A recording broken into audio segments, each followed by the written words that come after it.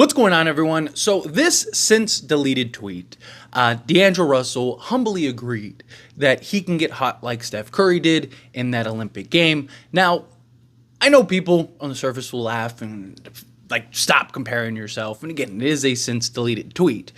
He's not entirely wrong though, right? Like, obviously Steph is the greatest shooter ever. Obviously, there's no real comparison to Steph Curry, but in a kind of vacuum of players that when they're cooking and they're on and they can knock down 7, 8, 9 threes, DAngelo Russell has proven that when he's on, he is on, and he can do a lot of the same stuff.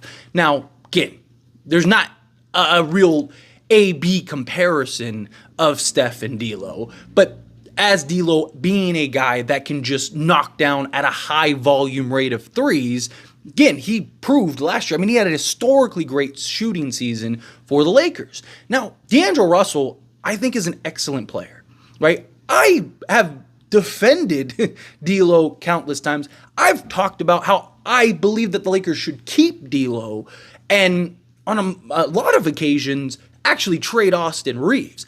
Again, it's nothing against Austin Reeves, and I don't want to trade Austin Reeves just for the sake of trading Austin Reeves, but like DeJounte Murray, for example. I think DLO is better overall than Austin Reeves is. He's the better high-volume shooter. You know, he's better in the mid-range, right? He's better playmaker, and he's been better defensively. Although I do think Austin Reeves, when he's kind of locked in and focused, is better defensively.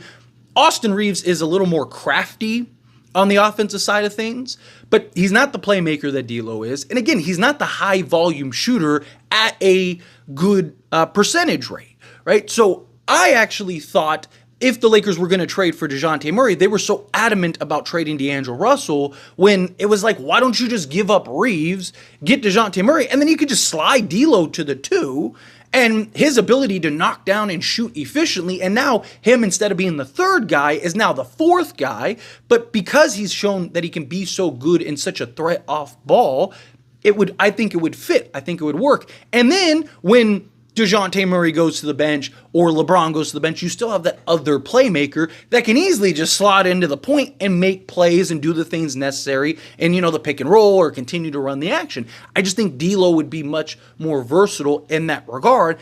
And if you get that proper slotted player alongside DLO, I think you're in good shape. And also for DAngelo Russell, I don't think he wants to leave the Lakers. I don't think he wants to be traded by the Lakers. But I also think if you keep playing with that fire, eventually he's going to be like, why would I want to stay somewhere that doesn't want me? Why do I want, it's the whole, Will Smith meme. Like, why don't they want me, man? Right? Like, I think DLO, again, there are concerns, particularly with the playoffs. But he has been excellent in the regular season, and you need the regular season to get to the playoffs. If you can't win games in the regular season, then forget the playoffs. Where I also think if you get that bona fide 3rd guy, right? So, for example, if the Lakers were to trade for Jeremy Grant, right? Jeremy Grant, I believe, immediately now becomes your 3rd guy, which now DLO becomes your 4th, and then Reeves would become your 5th, right? And now, on any given night, right, DLO could be your 3rd guy because if he's cooking, you feed the hot hand. Same thing with Reeves. If Reeves is cooking and he's going off, you feed the hot hand. You give it to Reeves. But I think now there's not as much pressure on DLO to be great night in and night out. And on top of that, I also think when you get to the playoffs, right, if he does have that bad game, right, which he was much better these playoffs. I know a lot of people want to just grab their pitchforks and go after DLO, but he was much better this postseason than he was the previous postseason, which is also another good sign. Is he getting more comfortable, right? Like, what would he have looked like after the Denver series if we went on another deep playoff run? Would he have started to kind of become, because the best way to overcome those shakes and the fears and just build that confidence is gain the experience. Right before DLO became a Laker, he wasn't this perennial playoff guy. He wasn't this, year in and year out, we're going on deep playoff runs, right? He had been in the playoffs prior, but he wasn't this deep playoff guy. But you look at the first playoff run, which, by the way, he saved us in both the Memphis series and the Warriors series. He had that one game where like single-handedly just bailed us out and ended up winning us the game. And then that, what was the game? I think it was game 4. It was game 4, I think, in the Warriors series, where D'Lo went off in the third quarter. It was one of those games, right? Where D'Lo went off and just like, he had like 12 or whatever it was in the fourth quarter, or the third quarter, right? Like, and then you look at this season or this past season, and he was good in like 3 out of the 5 games, right? Is that him building confidence? Is that him starting to get into that rhythm and in that groove? And, you know, because again, the more experience you get in something, the more routine it becomes, right? That's why, like, the regular season, he plays 80 games a season during the regular season. So he's comfortable in the regular season. There isn't that pressure. There isn't this thing, right? He knows, okay, it's just another Tuesday, right? Like, but you look at the postseason, and now things are kind of elevated and the pressure's on and there's all this stuff, and he doesn't have that experience where he's comfortable in those environments. But you start to see him start to become more comfortable in those environments. So the more, now let's say we get to the playoffs this season, and does he start getting back into that comfort zone? Now is he great? Say we play, I don't know, Minnesota in the first round, right? Like, does he great in 4 out of the 6 games, right? And then you go and you play OKC, and now maybe he's comfortable in, 6 out of the 7 games. And, and then you go and you play, Denver again. And it's like, boom, he's great in every game because he's already built that confidence along the way, right? Confidence is a very impactful thing. And, D'Lo, at times you can see he'll like lose his confidence. When he's on and he's cooking, he's pointing to his jersey. He's acting like he's the best player in the world, right? But when he is having those struggles, you can see it starts getting to him, starts getting in his mental, right? And I'm sure it doesn't help that the fans are like, he's trash, get rid of him, dude is a bum, right? Like, I'm sure he also has this sense. And then on top of that, everyone keeps trying to trade him. So it's like, dude, like, am I really that bad? Right? Like, a lot of that, like, not everybody has, Mamba mentality. Not everybody has this stronghold of just mental toughness, right? Some guys are great when they're on and they're confident and they've built that momentum. D'Lo's one of those guys, right? But you got to get him there. And I just think if he's not your third guy, right, where game in and game out, you need him to show up, particularly in the playoffs, I think the Lakers would be a lot better, right? If he's your fourth guy, right, and you can get that third consistent guy, right? Again, say it's like a Jeremy Grant. Jeremy Grant give you 15 a night minimum, right? And game in and game out, get to the playoffs, and game in and game out, he's giving you 15 a night. Well, now there's not as much pressure on D'Lo to be great. Now, if D'Lo goes and gives you 15 plus, you're winning all those games. If he doesn't, then you still have a chance to win because you're not so reliant on DAngelo Russell.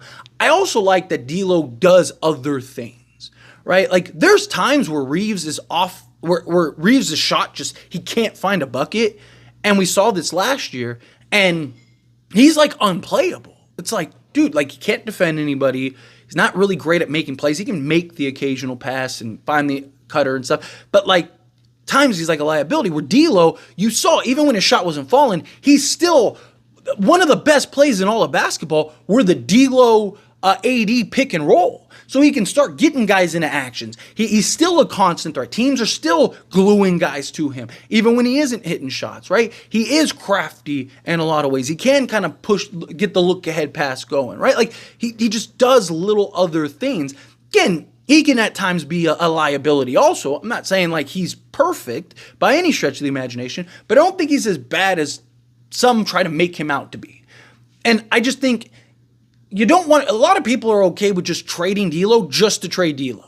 I'm not. I don't want to trade D'Lo just to trade D'Lo. D'Lo is a very good player. The Lakers were very good with DAngelo Russell. Right? When D'Lo gave you, even going back to last season, when D'Lo gave you like 20 or, 15, the Lakers had like a 90% win rate. Like, the Lakers are good. The Lakers only won one game last year. One without DAngelo Russell. And the one game that they won without DAngelo Russell was when Spencer Dinwiddie stepped into that D'Lo role and he dropped 26, right? And they won. Outside of that, they were previously, I think it was like, what, 0-6 somehow, 0-7 before without DeAngelo Russell. That just shows his impact. When D'Lo is on, the Lakers, you don't beat them. You don't, because LeBron James and Anthony Davis are good enough to kind of get you there, and then you just need that other guy. And when D'Lo is that other guy, the Lakers are one of the better teams in the league. And I don't think you just trade that guy, I'm not saying you don't, right? If you can get something that a piece that makes more, I've even made the argument of like even like a Bruce Brown, right? To give you just that, especially because the Lakers aren't going to trade Austin Reeves. They're not, right? So if you're not going to trade Reeves, then you almost have to trade D'Lo because it's just that redundancy in the backcourt. They're both too similar, right? They both have their flaws, but they both have a very similar game. And I think D'Lo's upside when he's on is bigger than Reeves, right? Like Reeves can be more consistent at times, right? When he's on, like D'Lo's bad is bad. And last year, Austin Reeves had the bad games, but we saw like the previous year where like his bad games were still like, he's still getting you like 10, 12 points, right? Where D'Lo's bad games, he'll go like 1 of 11 and it's bad, right?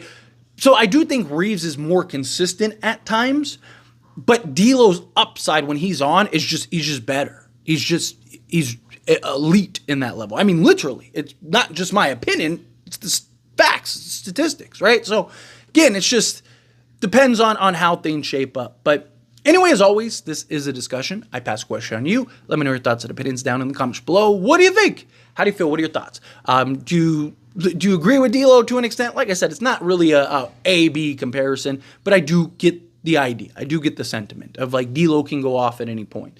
Do you feel that way? Do you not? However you feel, whatever your thoughts are, I love to hear it. So let me know down in the comments below. That being said, if you haven't liked this video, hit that like button. Helps me a lot. Helps me enjoy these types of videos, and I truly appreciate it. Not subscribe to the channel, hit that subscribe button. Turn on the bell notifications. Appreciate y'all. See you in the next one.